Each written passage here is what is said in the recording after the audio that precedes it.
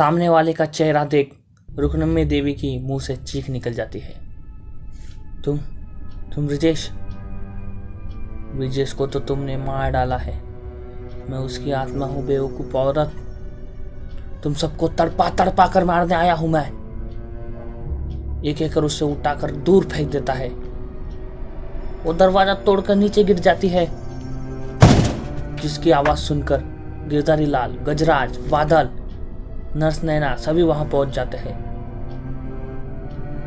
ये सब कैसे हुआ बादल? मैं तो खुद माँ की चीख सुनकर यहाँ आया हूँ भैया। 15 मिनट के बाद रुक्मिणी देवी को होश आने पर बहुत डरी हुई थी। आत्मा आ गई गज्जू, ब्रिजेश की आत्मा हम सबको मार डालेगी। ये बातें सुनकर वो चारों डर जाते हैं। बादल अपने पिताजी को माँ के पास रुकने कहकर सुबह उसे ब्रिजेश के बारे में बताने कहता है। बादल के जाने के बाद वो तीनों आपस में बादल को ब्रिजेश के बारे में बताए या नहीं बताए ये चर्चा करते हैं। उधर बादल नैना से भी ब्रिजेश के बारे में पूछता है, लेकिन नैना से कोई जवाब नहीं देती। नैना जैसे ही अपने रूम में जाती है, डर के मारे उसके रोंगटे खड़े हो जाते हैं। सामने ब्रिजेश का खून से लथपथ चेहरा था। तूने ही ऑपरेशन के वक्त सारा सामान दिया था ना? मेरी किडनी तू ही ऑपरेशन थिएटर में लेकर गई थी ना? नैना भागते हुए दरवाजा खोलकर गजराज और बादल को आवाज लगाती है, बचाओ बचाओ। लेकिन ब्रिजेश की आत्मा उसका सर धड़ से उखाड़ लेती है और अपने विचित्र पंजों से उसकी दोनों किडनियां भी निकाल देती है। नैना की चीख सुन सब लोग वहां आ जाते हैं। सामने का नजारा देख ब्रिजेश की आत्मा का बदला शुरू हो चुका है। इतना कहकर रुक्मिणी बेहोश हो जाती है। बादल उनसे ब्रिजेश के बारे में पूछता है, और उसकी आत्मा का क्या चक्कर है भैया? गजराज उसे सिर्फ ब्रिजेश की किडनी उसे लगाई गई है इतना बताता है, लेकिन आत्मा के बारे में मालूम नहीं कहता है। बादल सोच रहा था कि किडनी उसे जबरदस्ती तो नहीं लगाई गई। गजराज उसे डांट देता है कि हम सब तुझे खूनी लगते हैं। ये सब बातें छोड़, अब हमें मम्मी की चिंता करनी चाहिए।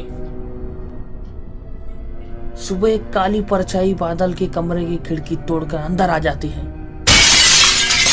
आवाज सुन बादल नींद से उठ जाता है तो उसके सामने उसे कौवा दिखाई देता है।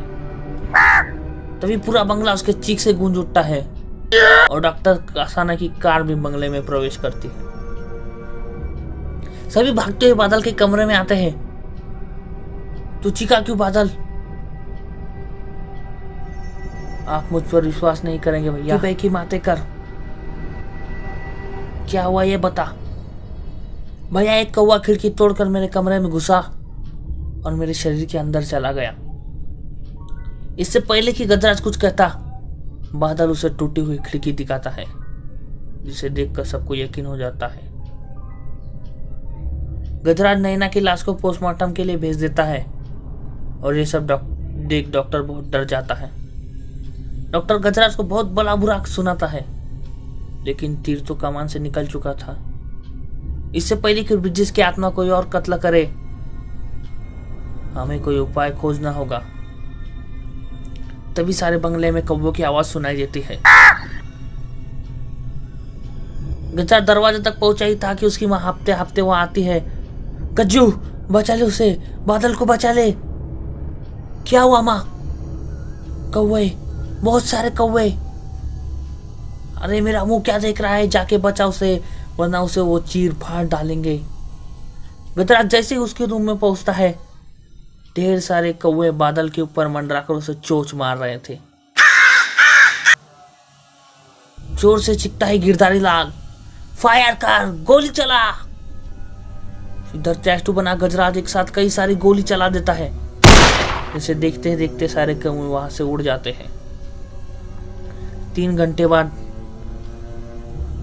गजराज किसी डायन का पता लगाता है, जिसने कई भूत प्रेतों को अपने वश में किया है। हम आज शाम को डायन की घाटी में जाएंगे क्योंकि डायन कहीं आती जाती नहीं, सभी समस्या का समाधान वो वहीं से करती है। उसी शाम को कार से वो डायन की घाटी की ओर निकल पड़ते हैं। रुक्मिणी देवी सोच रही थी कि किसी भी वस्तु का मोह इंसान को कितना नीचे गिरा देता है, चाहे वो दौलत का मोह या अपने पुत्र का। तभी बादल के कमरे में से फिर से कौवे की आवाज सुनाई देती है। रुक्मिणी देवी कमरे में जाती है, लेकिन वहां तो बादल के सिवा कोई और नहीं था। तभी बादल उठता है, अब तेरा नंबर है, तेरी मौत तेरे सामने है। नहीं मेरे बेटे नहीं, ये तू क्या बोल रहा है? मत बुला बेटा मुझे, मैं तेरा बेटा नहीं हूं, मौत हूं मौत, इस पूरे खानदान की मौत हूं मैं। तभी बादल का पेट अचानक से फूलने लगता है, उसका पेट फाड़कर एक हाथ निकलता है। रुक्मिणी देवी ये सब एक स्टैचू बनकर देख रही थी। तभी वो हाथ उसका गला दबाकर उसे वही मार डालता है। बादल का आगे क्या होगा? क्या ब्रिजेश की आत्मा उन सबसे बदला ले पाएगी? क्या डायन उसको रोकने में सफल हो पाएगी? ये सब हम जानेंगे इस कॉमिक्स की दूसरा पार्ट डायन में। तो कैसे लगे आपको ये वीडियो? अगर आपको वीडियो अच्छी लगी है तो मुझे कमेंट करके जरूर बताएं। तब तक इस वीडियो को लाइक कीजिए, शेयर कीजिए और हमारे चैनल को सब्सक्राइब कीजिए, जिससे मैं अगली जब भी वीडियो बनाऊंगा तो आपको उसकी नोटिफिकेशन सबसे पहले पहुंचे। तब तक के लिए गुड बाय।